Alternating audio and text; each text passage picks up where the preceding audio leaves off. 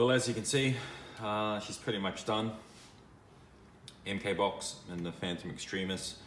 I did have the charging handle partially working, but I've gone and stretched the spring spring setup that I did. Now it's getting jammed. It's rubbing. The spring's rubbing on the inside of the upper receiver. So I'm gonna have to go back and re-look at that. But had a few issues with the gearbox and a lot of things breaking. So I'll do a little video. Well, I'll include it in this video. A couple of things that have gone wrong in the build, but now she's all running really good. It's got an M110 spring. It's doing about 22 rounds a second, and it's doing about 350 FPS, I think, on average. So I'll probably looking to drop to M110 and pick up the rate of fire maybe to about 25 rounds and drop it down to around 300, 310, because a lot of the fields, their limit is 300, so that's what I'll be aiming for. So I'll do a couple of fire tests and you can have a look at that, and then I'll, if you keep watching, you'll see all the dramas that I have to go through to get this working 100%.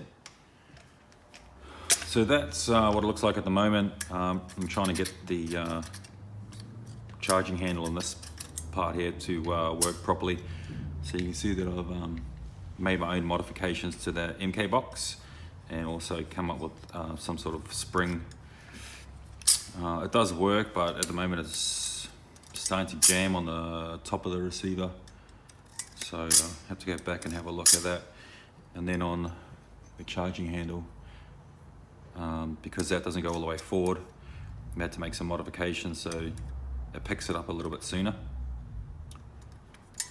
And that spring's a little bit weak. I did try a tap-it return spring, but that was too fat and it was catching on the upper receiver, so I might get the Dremel out and do a bit of work on the upper receiver and hopefully get this working. It's never going to work properly, but we can get it partially working. That'll be good.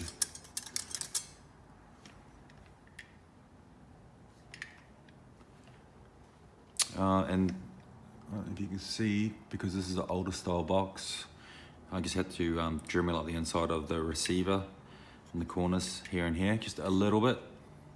You won't have that problem with the new MK boxes because they're slimmer at the front, so they'll just drop straight in. And you will have to do some modifications to the fire select, because I haven't used the one that came with the APS box, so I had to do a little bit more, probably a little bit more work than you normally would have to. But yeah, she works. There's no issues there. I'll put a photo up of what I've done. It's pretty basic. And you have to do it to both sides just so the gearbox drops in nicely. If you go to Gel Blaster forums, if you want the ambidextrous fire select to work, go to Gel Blaster forums and look up in the threads MPX, and you'll see there's a chap on there who's done a step-by-step guide of how to get the ambidextrous fire select to work. I just couldn't be asked doing it, so I didn't. But yeah, she's going good now, so pretty happy.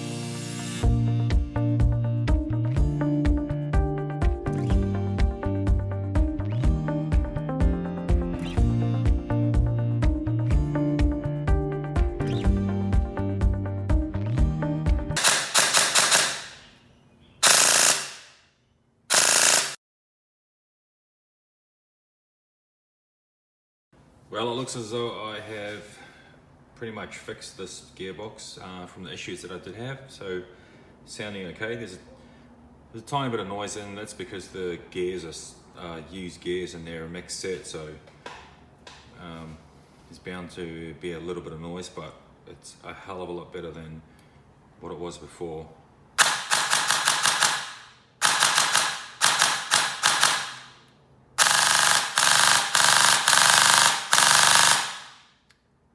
So that's an M110. I'll see how that goes because I might drop back down to an M100 and use a 7.3 barrel instead of a 7.4, and that'll increase the rate of fire but still have good FPS. So we'll see how it goes.